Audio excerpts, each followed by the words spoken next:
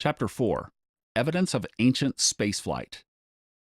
In Atlantis and the Garden of Eden, I presented ancient stories that described skyflight, spaceflight, the state of the moon, as described by ancients as gray and desolate, planets, stars, and many other things that can only be explained if, at one point long ago, we were able to fly, or they were able to fly.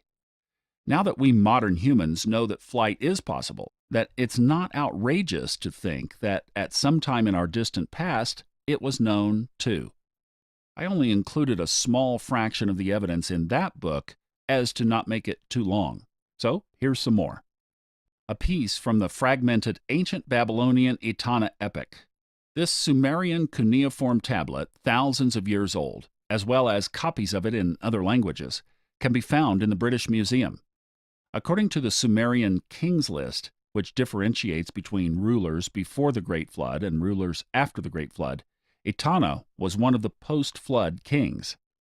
A side note, many other cultures have pre-flood Atlantis and post-flood king lists, but most academics only acknowledge the reality of the post-flood kings, labeling pre-flood ones as mythological. Part of the legend of Etana describes how Etana got on a talking eagle, described as slayer of serpents, just like in other traditions around the globe, and flew into space. Quoting from the legend, "The eagle said to him, to Etana, 'My friend, come, let me take you up to heaven. Put your chest against my chest. Put your hand against my wing feathers. Put your arms against my sides.' He put his chest against his chest. He put his hands against his wing feathers. He put his arms against his sides. Great indeed was the burden upon him. When he bore him aloft 1 league, the eagle said to him, to Etana, 'Look, my friend, the land is now. Examine the sea, for its boundaries. The sea has become a stream.'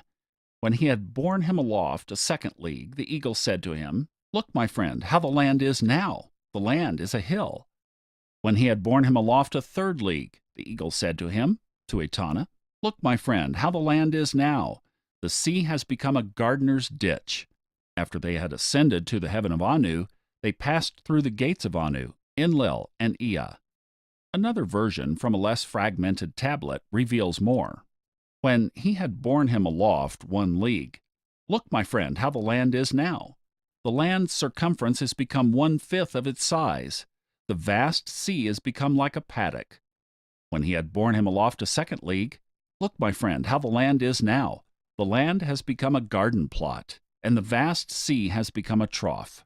When he had borne him aloft a 3rd league, "Look, my friend, how the land is now. I looked, but I could not see the land, nor were my eyes enough to find the vast sea. My friend, I won't go up to heaven. Set me down. Let me go off to my city." What we see here is a description of how Earth gets smaller and smaller the higher the aircraft rises, until they are in space and land is no longer seen. Etana gets nervous and wants to return to familiar grounds. Those are rather surprising elaborations for a people who allegedly never got higher than climbing trees. Had these ancients ever flown before, they would not know A, how the sea and land look from above, B, that the Earth is a circumference, rounded rather than flat and square, and C, that it is no longer seen in far away or deep space. The 2 most likely explanations for this knowledge are either supernatural, such as out-of-body travel, for example, or technological, space travel. In Sumeria, stories of flight were symbolized by wings. Wings were attached to dragons, chariots, humans, and other beings to symbolize that they can fly. The problem with labeling all of these events as fiction is that Sumerian myths describe numerous events in their myths which have been archaeologically shown to be factual. Neither today nor in ancient times was it common to mix fiction and non-fiction into the same books. An account is either a fictitious story or a factual documentation.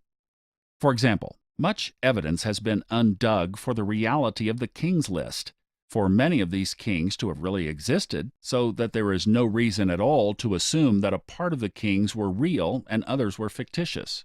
The only reason pre-flood kings are labeled fictitious in contemporary academia is because it is not believed they could be that old. The pre-flood kings had much longer lifespans. Or that this gigantic flood even existed. However, when compared to the very similar Chinese emperors list or the Egyptian dynasties list, of which it is also claimed that they are half factual, half mythological, the most simple explanation is that they are accurate timelines showing dynastic progressions over hundreds of thousands of years. But the exasperated expert cries, "But for goodness sake, there were no civilized humans 100,000 years ago." Yes, there were, and time will tell that it was so. Our past was far more interesting than we currently believe.